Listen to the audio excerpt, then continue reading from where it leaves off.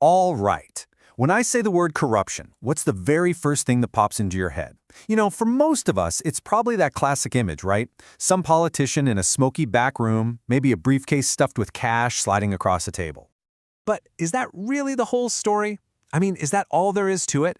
According to the political theorist Mark E. Warren, that classic image, while it's not exactly wrong, is actually dangerously incomplete, especially when we're talking about a democracy. So today, we're going to dig into his ideas and hopefully give you a whole new way to think about this stuff. Let's get into it. Okay, so this is the definition we all know and love, right? The abuse of public office for private gain.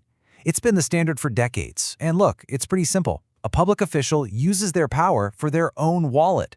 It's clean. It's easy to get your head around. But here's the kicker. Warren argues that this whole model was built for a totally different world, a world of, rigid, rule-based bureaucracies. The problem is, when you try to apply that old definition to the messy, dynamic, constantly changing world of an actual democracy, it just starts to fall apart. It has some serious blind spots. It just doesn't capture the whole picture. The logic behind that old model is summed up perfectly by Robert Klipgard's famous formula. You've probably seen this before. The idea is to fight corruption, you just have to break up monopolies, limit how much power any one official has, and ramp up accountability. You're basically trying to design a system that's resistant to selfish people. And hey, that's a great idea in principle. But as we're about to see, it completely misses the kind of corruption that can really rot a democracy from the inside out. So this old way of thinking has 5 huge blind spots. First, it's totally state-centric, which means it only looks for corruption inside the government itself. It's also way too individualistic, so it misses how an entire institution, like a whole legislature, can develop a corrupt culture. It's also normatively static, which is a fancy way of saying it's stuck in the past and can't adapt when our ideas about what's fair and democratic actually change. It focuses on just breaking the rules, not the deeper problem of integrity. And maybe worst of all, it completely ignores how corruption can infect the rest of society, all the groups and associations where democracy really lives. So you can see the mismatch here, right? The old model is laser-focused on static rules for single individuals working inside the government. But the reality of a democracy is all about evolving norms, whole institutional cultures, and the political life of all of society. And there's this huge gap between the two. And that gap is exactly where a more subtle and honestly more dangerous kind of corruption loves to grow.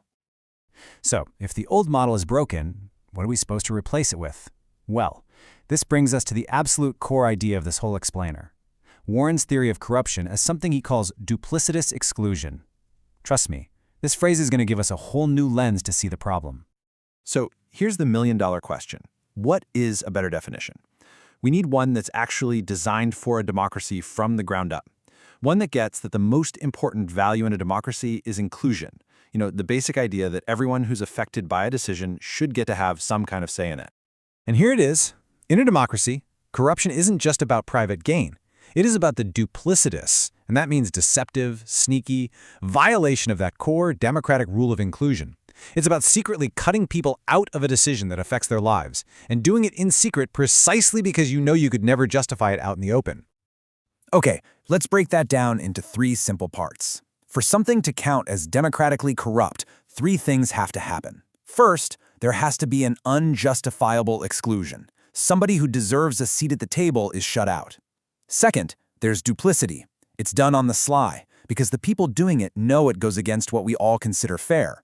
And third, that exclusion has to create a benefit for the insiders and, at the same time, cause harm to the outsiders.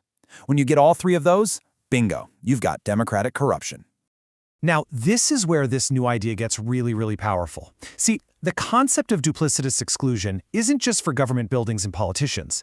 We can actually use it to spot corruption in all the different places that make a democracy tick. Let's take a look. Think about the state, for example. It's a legislature passing a special tax loophole that only helps one industry, right after getting huge campaign donations from that same industry.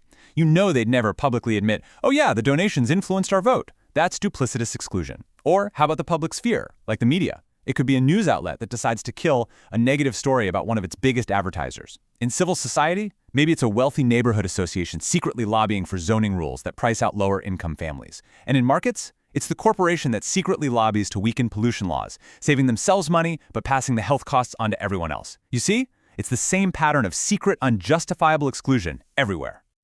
So what's the big takeaway here? What does all this mean? Well, if we start to see corruption not just as a few bad apples breaking rules, but as a systematic violation of inclusion, it tells us something really profound about the health of our entire political system. And this right here is the ultimate point of Warren's work. It's so important. Corruption in a democracy usually indicates a deficit of democracy. It's not some kind of external disease that attacks a healthy system. No, it's a symptom that the system itself is failing. It's a big, flashing warning sign that democracy itself is weak and that people are being shut out from the power that is supposed to be theirs. And that leads to a pretty radical conclusion. When you think about it, if corruption is really a deficit of democracy, then the cure isn't just more auditors or more rules or more police. The real cure is more democracy. It's about empowering the very people who are being excluded and harmed, giving them the information, the tools, and the voice they need to fight back and demand their rightful seat at the table. So I'll leave you with this question to chew on. Now that you have this new lens, this idea of duplicitous exclusion, where do you see it? Where in our society do you see important decisions being made behind closed doors, decisions that benefit a small group at the expense of the many, in ways that could never, ever be defended out in the open? Because once you start looking for it, you might just start seeing it everywhere.